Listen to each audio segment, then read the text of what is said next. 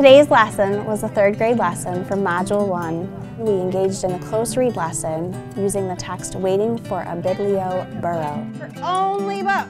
Differentiation is really important to the students in my class. So as a critical thinker, I'm compelled to adjust the lessons to meet the needs of my students. Some ways I differentiate in the classroom are chunking text, adding sentence starters to support students with their writing. All students bring a different level of readiness to the tasks that they have to complete. So when I'm preparing to teach a lesson, I consider 3 things. 1, the data I have on my students. 2, my menu of options for differentiation. And 3, the structure of the lesson plan I have at hand. And then I take those 3 components and weave them together to design a differentiated lesson. First target says, when I start the whole group lesson, I start by unpacking the learning targets with students, reading the learning target aloud and making sure the students are clear on the vocabulary used in the target, and also giving the students some protocol to self-assess where they are in those targets. Show me where you feel you are on that target. Are you a 5, a 4, a 3, a 2, a 1? Great, hands down.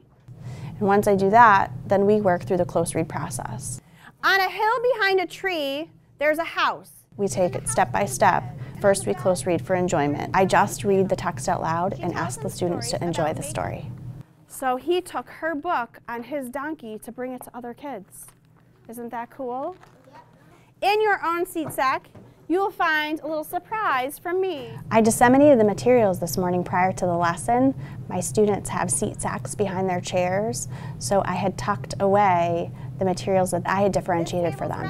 Disseminating the materials in this way allows for students not to feel singled out. In the next part of our lesson, I bring the students through annotating the text in the close read process. So in this particular case, the annotating or the text coding was the underlining of important information and circling the unfamiliar words. I underline libraries and books. In order to have my classroom more student-centered, I balance teacher talk and student talk.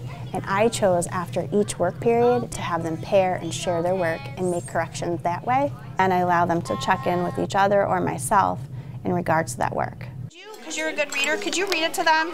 And then after he's done reading it, could you give him a suggestion on what he should write right there? I strategically paired the students on a similar reading level, but even though they're on a similar reading level, they brought a different subset of skills. I knew that one student may bring a wealth of vocabulary knowledge, while the other student brought the comprehension element. And by pairing them like this, they're able to reach a deeper understanding within the text. About half of the class is identified with special needs, and I have a co-teacher to provide additional support to small groups as needed. Another way I differentiate is chunking text. I may give one student 1 paragraph and another student 2. The students who receive 1 paragraph are able to feel like they can complete the process without feeling intimidated or frustrated, while those who feel more confident may get 2 paragraphs so they're able to complete the task and feel the challenge and not get bored during the lesson.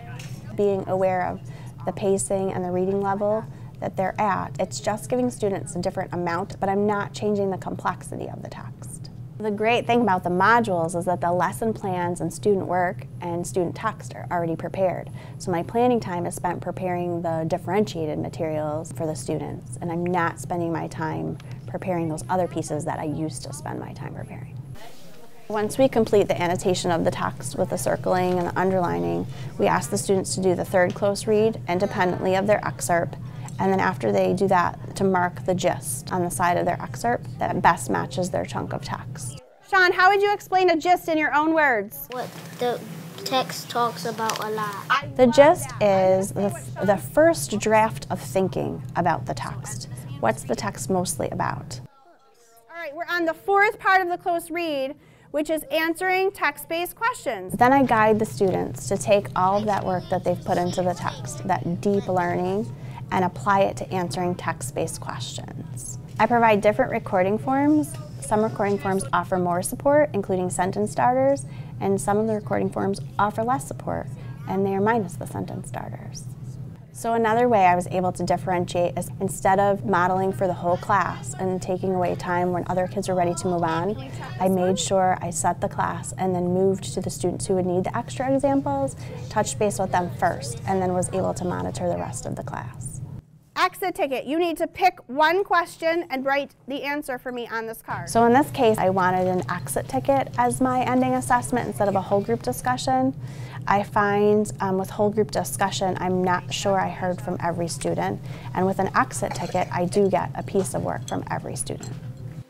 Differentiation done well is short term for the children, so that by the time they complete the academic year, they don't need the same differentiation and scaffolding that they did at the beginning. I absolutely see results. Kids have the supports during the lesson that they need to complete the work, regardless of their readiness. So at night on her own bed. Students who normally feel frustrated, intimidated, overwhelmed, or lack confidence are able to feel empowered, engaged, because they know that the support is there for them to be able to finish. We all have the same text, we all have the same target, but we achieve the target by different means. And that's what differentiation does for the students during the lesson. It provides a different pathway to get to the same target. And they were happy because now they were reading and they could read more better.